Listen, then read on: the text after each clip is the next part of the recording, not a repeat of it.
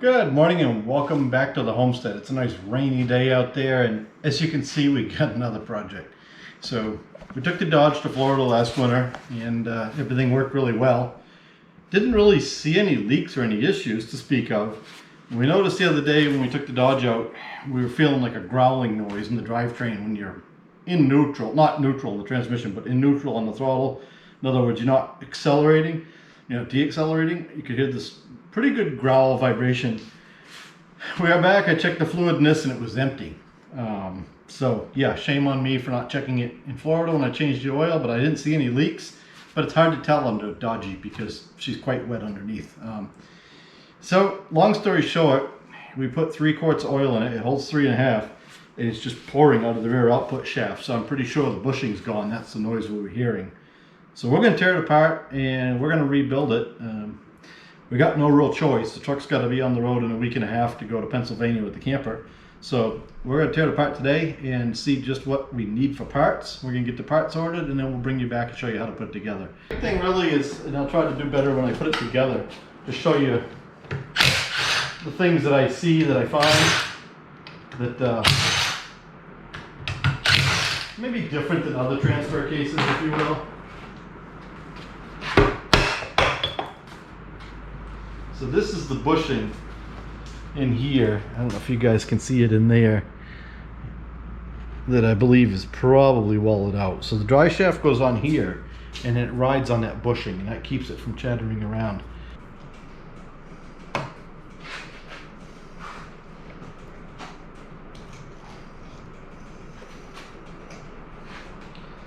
So a while back I was looking for snap ring pliers and I found this set on Amazon. Looked like a really good deal. Looked like just exactly what I needed. And they got here, and you can kind of see super large. I'm like, oh, well, that was a waste, but it worked perfect on that.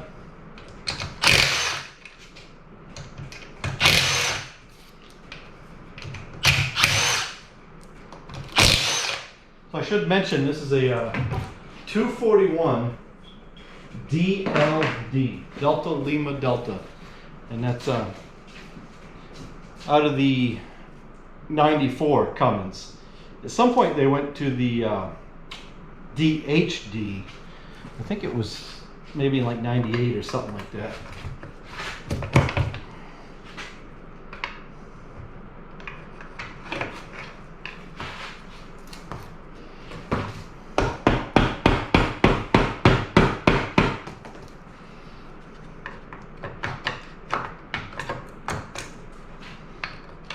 There's a few places you can get on this thing to pry. So it is an aluminum case, so you kind of want to be a little careful. But there's your rear tail shaft. That bearing, of course, will change. That will come in the kit. And then we have a few more snap rings here. This is your speedometer gear and then your pump. So we're going to go ahead and dig into that.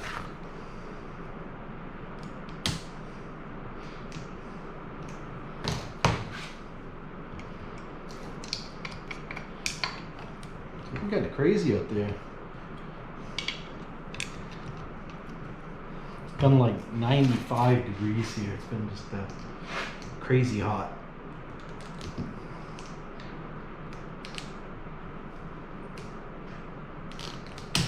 There you go.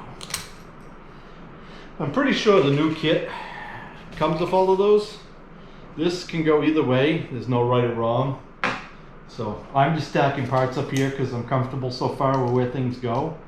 But if you get to where you're not comfortable with something, the big key is there's plenty of videos out there nowadays on almost everything, but kind of put it together in the order it comes apart in. So now we've got everything to our pump. We can't really take our pump off until we take the back half of the case off. So I'm going to flip this over a little bit and break free the last couple bolts. My impact doesn't have the stuff to start them on its own.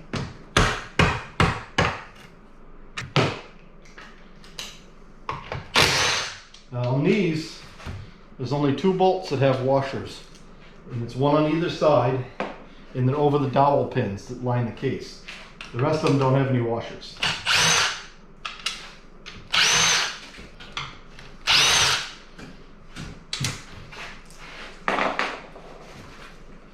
And usually on these cases, there's a couple places to get a screwdriver in. Like right there. Usually you can get a screwdriver in there somehow and get it started. Depends on who's been in it before and just how much silicone they used. Sometimes they come apart really easy. Sometimes they come apart really hard.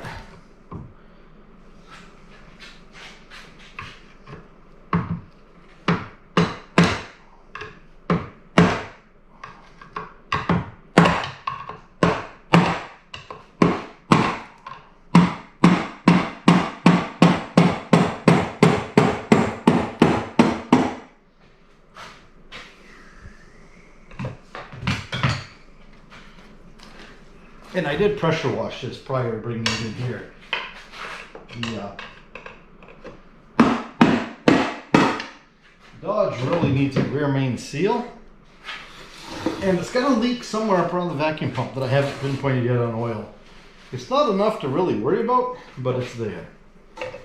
So then we just kind of slowly ride this thing off, kind of watching our pump. And then once you get out, your pump will fall apart. And this, I don't know much about these. There is a seal in here that you can change. You can take them apart. They're not terribly expensive. They're basically, you guys probably will never be able to see it up in there. But there's, it's a double gear. So it works on compression as the gears. You can see it's actually pumping oil out. So we probably won't replace that, but we'll probably change the seal. And then you got your cover. And you got your oil pickup, which we will take out. And we'll wash that all out, of course. So in the cover here, this is probably the trickiest thing there is. There's this one blind bearing on the front of the, on the back of the front output shaft. And that's probably the trickiest thing there is from everything I read, is to get that one out. We'll check it and see if it's not really slopped out. We probably won't worry about it. So then you got your spring in your seat for your shift fork. And here's where we have to start disassembling things. So essentially at this point, we've got a few options. And I think what we'll probably do is try to pull this snap ring. We could pull the nut off the yoke, take it out as an assembly, but I kind of want to take it apart in as many parts as I can and just clean it up and check absolutely every part of it. So I'm going to take the snap ring off. And then this should pop out of there like so. We're going to get our chain out. So there's your front drive gear and your chain, your four-wheel drive chain. So with this, you basically, you want to look this gear over and see, you know, if you see any real bad spots on it or anything, but it really just runs on the chain. There's not much that can go wrong with that gear. The chain can stretch out some. Inside here, you've got your four-wheel drive. So you can see this one spins freely of this one and spins freely of the shaft, but this one's hooked to the shaft. So this one runs your rear wheels all the time. So the power comes in from in here, couples to this, it runs the rear wheels all the time. This one gets locked in by this, going that way, and it locks into these gears here and gives you four-wheel drive. So on these, basically what you're looking for is, and it's sometimes really hard to see when they're dirty, you got to clean them up, but you're looking for where on the edges, from where it locks in, right on the very leading edge. This looks really good. We're not too worried about it. Everything here looks pretty good. There's this gold thing is called your synchro, and what that does is when you start pushing against it like that, it wedges against this, kind of locks everything together to kind of give it that start into gear before you just wedge the gears in. So there's really not much to go wrong in here. We probably won't tear this apart. This shift fork, these plastic things, I understand, usually get melted out when you run it without oil. So that's kind of a good sign in our case. These ones come in the kit when you buy the rebuild kit, these three. The next shift fork, I'm told, may or may not, depending on the model you have.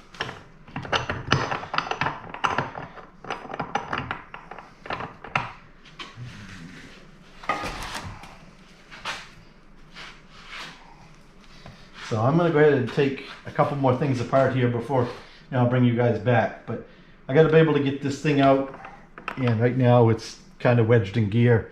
So I'm gonna get a few more tools. I'm gonna take the detent spring out, and we'll go ahead and take the planetary out. So give me a second and I'll bring you right back. All right, so I took my 4-wheel drive indicator out. Here's the detent ball that rides on the selector.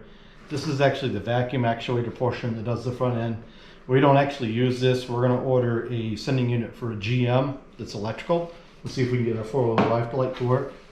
And then I took the actual detent out. So this goes up in the transfer case, and there's a plug, a spring, and then this detent piece. That's what keeps it in 4-wheel drive. These all have gaskets and O-rings and stuff that will come in the kit. And then over in here, there's a, English. There's a 14 millimeter, I believe, maybe 15, that we can take off. We're gonna wait until we get this off. I heard the actual fork clunk and fall out, so we're gonna turn this over again, get our messy rag out of your way. And this is the fork that was in there like this that I was monkeying with. And you'll see this one here, you'll see I did some pretty good damage to running it into oil. See how melted it is? You can see the pieces right there. So these, I believe, are going to come in the kit and are changeable. So that's good. We didn't get to the metal. We only got to the plastic. And then this piece here is one of the very common wear items. And what this does, this changes you from low to high range. So this rides on this shaft like this, which locks the rear drive shaft to this piece here. And then this piece here can either be in the planetary right here, which is a gear reduction, or it can be in direct drive like that. So this piece wears a lot right on the leading edge, right in here. And this one doesn't look too bad. We may or may not change it. We'll wash all this stuff up. But that's the wear spot on this one. And then we've got to get the planetary out. If I remember right, we have to take, oh yeah, the magnet. Lots of metal shavings on my magnet. So we'll give you a little sneak preview. So we will definitely wash that up and put it back in, but you can see how much metal there is on that. This, I mean, this transfer case probably has 100 and something thousand miles on it to begin with. So it's got some wear prior to me running it without oil for who knows long. So what I'm going to do at this point is I'm going to flip this up, and I'm going to go find a 10 millimeter so I can take this cover off. And under this cover is going to be a snap ring. So why don't you guys hold on, take a break. I'll be right back.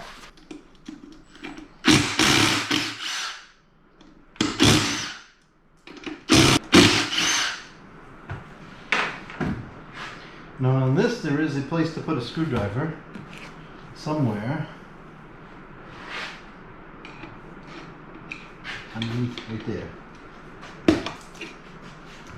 And it just depends on how much silicone the last guy used, on just how stuck down it is.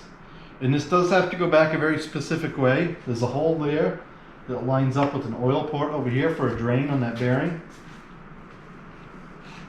So make sure as we go back together, we're very conscious of that. So now I'm going to see if I can get that snap ring out of there.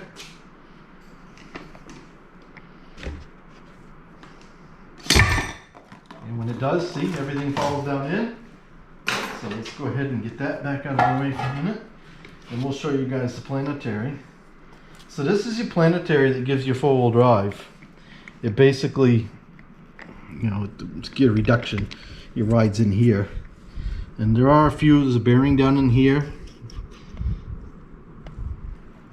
And you want to make sure like these little wheels that these ride on aren't moving at all. Everything's good and tight.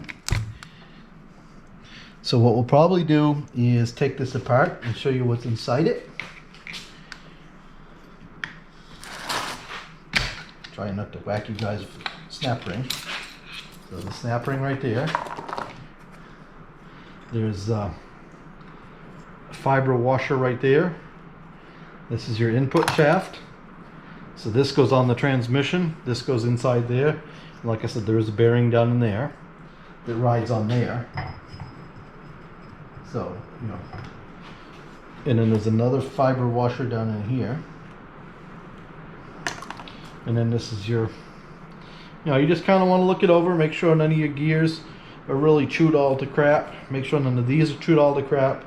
I believe when this is actually running, it locks into this one. So this collar here sits down in there like that. And that's your two-wheel, that's your high range. So these are the two that mate together. And if you're going in and out of four-wheel drive a lot, those wear, on this surface and that surface. But I don't think this truck got used in four-wheel drive a lot. So we'll go ahead and look, but you can see, maybe, you can see that they wore a little bit of an angle on the leading edge, on the left-hand edge of each tooth. You can see a bit of a slope on the angle. So we'll wash that up. We may end up picking up a new input shaft if they are, because what you don't want is you don't want it kicking out of gear. That will kick it out of out of high range. And then the other thing you want to look at too is where your seal runs right here. You'll notice this one doesn't look too bad, but there is a little bit of a wear there. So that may be something we invest in while we get this apart. This looks all good. We're going to go with that. So really that's it. We've got to finish, come on. We got to finish disassembling. You saw our input bearing just fall out. We got to get our front output shaft out so we can get the bearing out.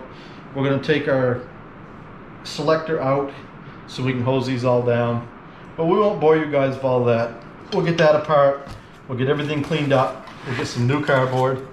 And we'll bring you back when we're ready to assemble this thing. And we'll make that another video. So yeah, long, short, that's how you get this far into a 241 DLD, which is, in our case, it's in our 94 Dodge Ram with the Cummins. It's a very common transfer case. It was in a lot of GMs as well. So yeah, it's one of those things that it looks scary when you first start tearing into it, but if you watch a couple of videos ahead of time to kind of know what you're expecting when you tear it apart, and then just kind of keep track of your parts, don't lose things, know where things go, and remember little things like bolts that go through into the transfer case. So if you can see through the hole and see liquid or see air, like if I can see my finger down under there, here's a good example. These holes right here, you guys can probably see through those holes. So those holes are what we call through holes into the wet area of the transfer case. So as you reassemble, those holes need sealant. Some holes don't, some do, but in this case, both of your shafts do, and the front, bearing retainer do. So, I think that's about it. I've probably babbled long enough. I'm probably going to finish tearing this apart and go to town and get some brake clean and get online, call a supplier, and order a complete rebuild kit for this thing. You'll notice there's a little bit of, almost looks like rust in there. So I think we'll just go right through this, put some parts in it. Kits aren't too expensive. When we do the assembly video, we'll try to give you links to all the parts and give you prices to everything we put in it. How's that? So I think we'll wrap it up there, and we'll bring you back for part 2, maybe part 3, depends on how long it takes to put together, and show you how that goes. So thanks for watching. Don't forget to like and subscribe.